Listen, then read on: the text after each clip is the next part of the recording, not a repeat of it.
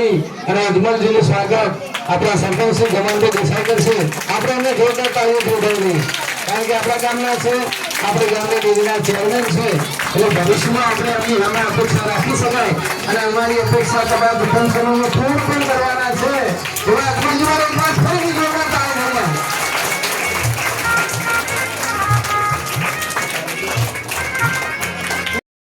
શાસનના સરપંચ આપણે ઉપસ્થિત છે, તો હું અમૃતભાઈ જસાલિયાને વિનંતી કરીશ કે આપ એમનું સ્વાગત કરશો. અમૃતજી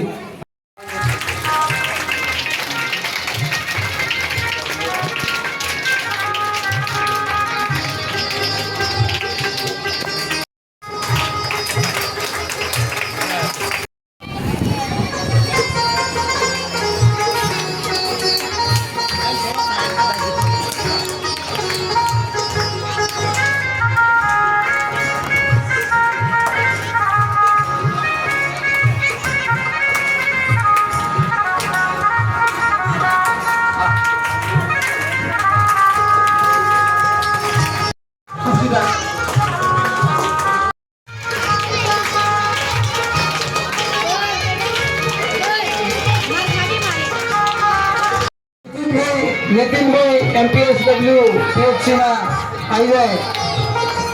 બાકી તમામ ગામના વડીલો જેટલા પણ બીજા મહેમાનો આવ્યા છે દરેકને સમયના ઘરે નથી કરી.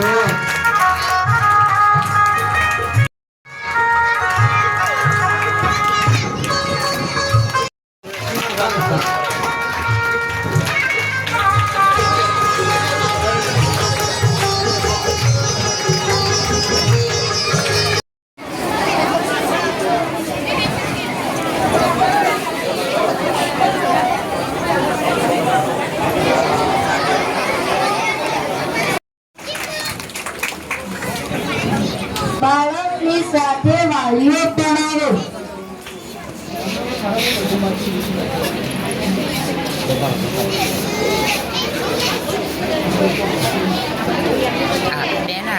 તમે સાઈડમાં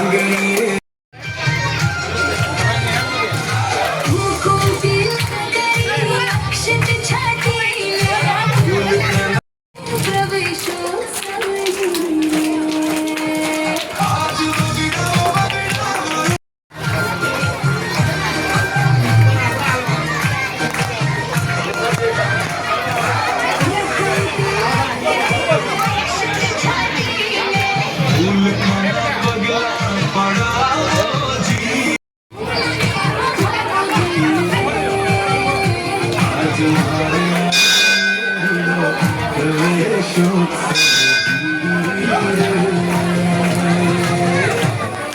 વગડા વગડા ગુરુડા શરણાઈને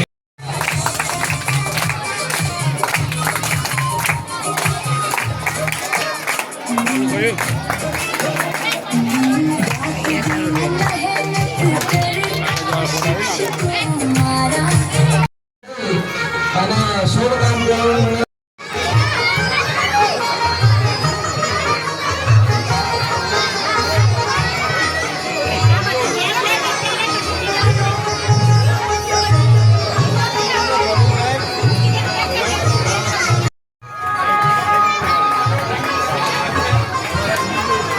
ખૂબ ખૂબ સ્વાગત છે સાહેબ આપનું. આપણી સૌની વચ્ચે ઘણા બધા તાલુકાના મહેમાનોને એવું થયું કે ખસામાં જઈએ, ખસામાં બધા ખૂબ ખૂબ સ્વાગત છે. અમારા સરપંચશ્રી એવું કહે છે કે ભાઈ આપણા ત્યાં મહેમાન આવે ને મહેશભાઈ સાહેબ પણ આપણી વચ્ચે ઉપસ્થિત છે તો એમનું સ્વાગત. પ્રસંગે મને બેટી બચાવ વિશે કંઈ કહેવાનો મોકો મળે છે તેનો મને ખૂબ જ આનંદ છે. મિત્રો, આપણે સૌ જાણીએ છીએ કે દીકરીઓ સમાજનું ઘરેણું છે. દીકરીઓ વિના ઘર સૂનું અને સમાજ પણ અધૂરો છે. પહેલાના સમયમાં લોકો દીકરીઓને બોજ સમજતા હતા, પણ હવે સમય બદલાઈ ગયો છે. દીકરીઓ પણ દીકરાઓ જેટલી જ સક્ષમ છે. તેઓ દરેક ક્ષેત્રમાં આગળ વધી રહી છે. પછી તે શિક્ષણ હોય, રમતગમત હોય કે અવકાશ વિજ્ઞાન હોય. આપણે બેટી બચાવ એટલે કે દીકરીઓને બચાવવાની અને ભણાવવાની વાત શા માટે કરવામાં આવે છે? કમનસીબે હજુ પણ કેટલાક લોકો દીકરીઓને જન્મ પહેલા જ આ દુનિયામાં આવવા દેતા નથી. એ બહુ જ ખોટું છે. દીકરીઓને પણ આ દુનિયામાં જીવવાનો, ભણવાનો અને આગળ વધવાનો પૂરો અધિકાર ધરાવે છે. આજે જે નાની બહેનો શાળામાં પ્રવેશ લઈ રહી છે તેમને જોઈને મને ખૂબ જ આનંદ થાય છે અને આપણે સૌ તેમને ભણાવવા માટે પ્રોત્સાહિત કરવા જોઈએ અને પૂરો સહયોગ આપવો જોઈએ. યાદ રાખજો, દીકરી વાલનો દરિયો, દીકરી વિનાનું ઘર અને મીઠા વિનાનું અન્ય. ચાલો આપણે સૌ પ્રતિજ્ઞા લઈએ કે આપણે દરેક દીકરીને બચાવશું, ભણાવશું અને તેમને આગળ વધવામાં મદદ કરીશું. આભાર.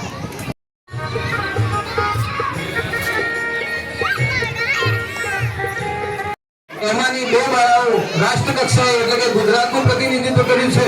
તો એમાંની એક દીકરી હાલ અમારા 7મા 8મા ધોરણમાં છે. તો સૃષ્ટિ પ્રજાપતિનું હું તાલુકા પંચાયતના પ્રમુખ શ્રી અને રમેશભાઈ સાહેબને વિનંતી કરીશ કે એનો ચોપડો આપીને સન્માન કરશે.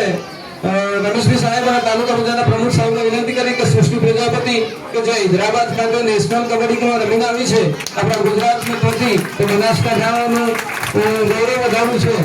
એવા સૃષ્ટિનું સન્માન પ્રમુખશ્રીઓને વિનંતી કરીશ કે આપ કરશો.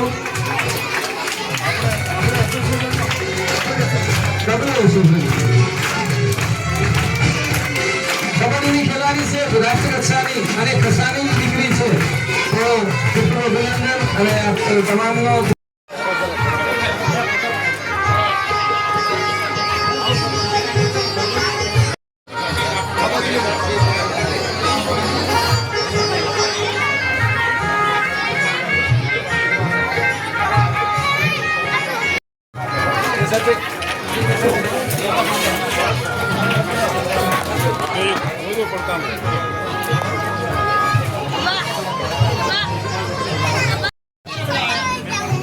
આ દીકરીઓ ખેલ મહાકુંભમાં 3જા નંબરે આવી છે ગુજરાતમાં. રમેશભાઈ સાહેબ અને આપણી પ્રાથમિક શાળાની એક જ એવી પ્રાથમિક શાળા છે સમગ્ર ગુજરાતમાં કે જેને ગુજરાતમાં વિદ્યાલયમાં આવતી હોય અને આપણા વિસ્તારની ખસા પ્રાથમિક શાળાની દીકરીઓ છે. તો આપણા માટે આનંદની ક્ષણ છે. બધા જોરદાર તાળીઓ વધારવી.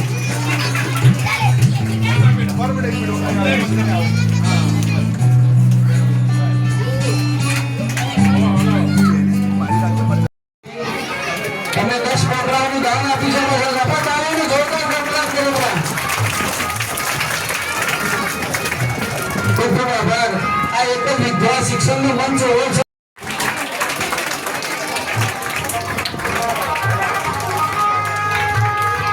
આપણે જે જીતુભાઈ દરજી પણ હાજર છે.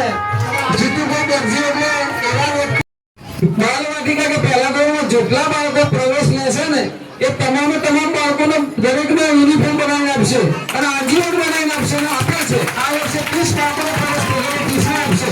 તો હું સરપંચને સાહેબને વિનંતી કરું, આપ પણ જાઓ.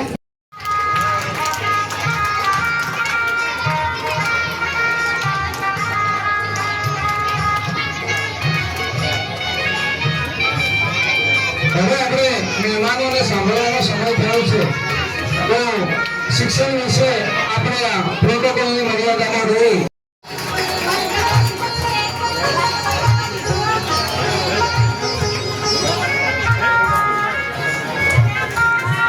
પ્રતાપજી ઠાકોરે શાળામાં ફુવારા આપવાનું કીધું છે અને ફુવારા લગાવી આપવાના છે. આપણે જોરદાર તાળીઓથી વધાવીએ પ્રતાપજીને.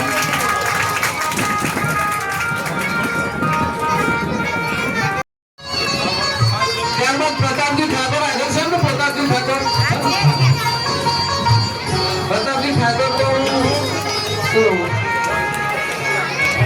મહેમાનશ્રીઓને વિનંતી કરું કે પ્રતાપજી ઠાકોર અમારે ફુવારા આપવાનું કીધું છે. ખૂબ ખૂબ આભાર. અને અમારા શાલોને ખાલથી સન્માન કરશો.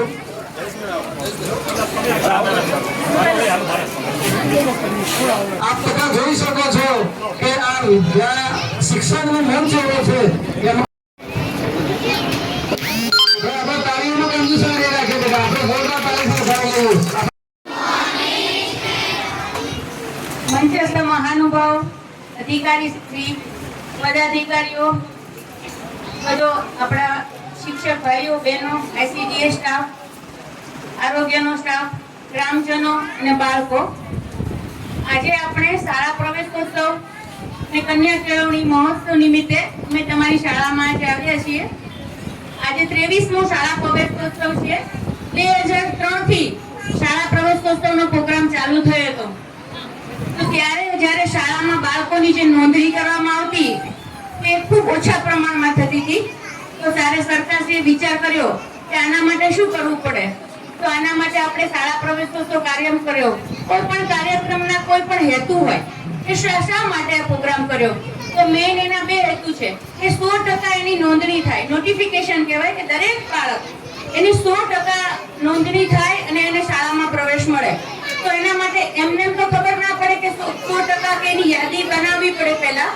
તો એના જે જન્મ 5 વર્ષ પહેલા કેટલા બાળકોના જન્મ થયા એની બધી યાદી બનાવવી પડે. કોઈ નવા ભાગ્યાઓ આવ્યા હોય એમની યાદી બનાવવી પડે અને આવી બધી મહેનત કરી યાદી બનાવી બાળકોને પ્રવેશ અપાવવો પડે. અને પછી જેટલા બાળકોએ પ્રવેશ લીધો હોય એ બધા બાળકો છેક સુધી અભ્યાસ પૂરો કરે, એનાથી વંચિત ના રહી જાય, તો એને ડ્રોપ આઉટ રેટ કહેવાય. તો આ બે વસ્તુ ઉપર ખાસ ભાર મૂક્યો છે. તો દરેક બાળક શાળામાં આવે, ભણે અને ખૂબ અને જ્યાં સુધી આ સ્કૂલમાં શાળા હોય ત્યાં સુધી અહીંયા ભણે અને પછી જ્યાં નજીકમાં કે પાલનપુર સુધીમાં પાછળનો અભ્યાસ પણ પૂરો કરે. અને દરેક દીકરો કે દીકરી કોઈ પણ વસ્તુ, ભણેલો માણસ ધંધો કરે અને અભણ માણસ ધંધો કરે એમાં ઘણો ફરક પડે. તો દરેક દીકરો ભલે ખેતી જ કરે તો એને ગમતા વિષયોમાં ખેતી કરે, એગ્રીકલ્ચર કરે, એવું બધું કંઈ બી કરી શકે અને એમાં પણ આગળ વધી શકે. દીકરી ઘરના કામ કરે એવું ના હોય. ઘરના કામ તો પછી શીખી જશે, પણ એનું જ્યાં સુધી એનું ભણતર છે એટલું એને પૂરું કરાવો. તો આજના દિવસે આ નવા જે ભૂલકાઓ આવ્યા છે નાના આંગણવાડીમાં પહેલા ધોરણમાં, એ બધાને ખૂબ ખૂબ શુભકામનાઓ. આભાર. અસ્તુ.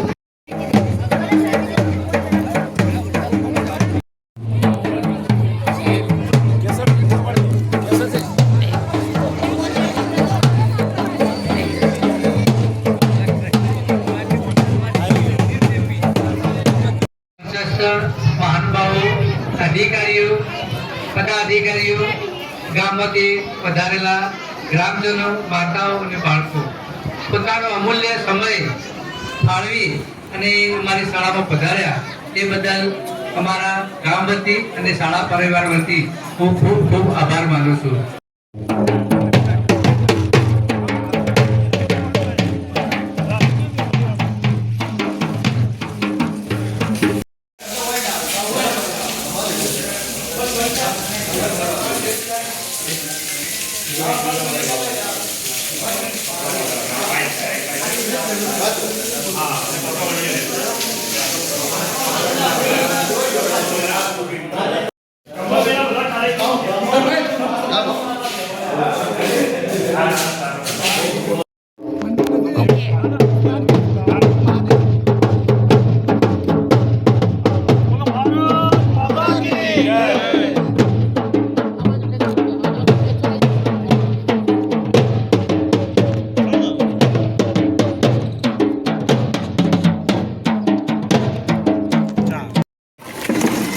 ડીસા મુકામે 2026-27ના વર્ષ દરમિયાન આ શાળા પ્રવેશ મહોત્સવ કાર્યક્રમમાં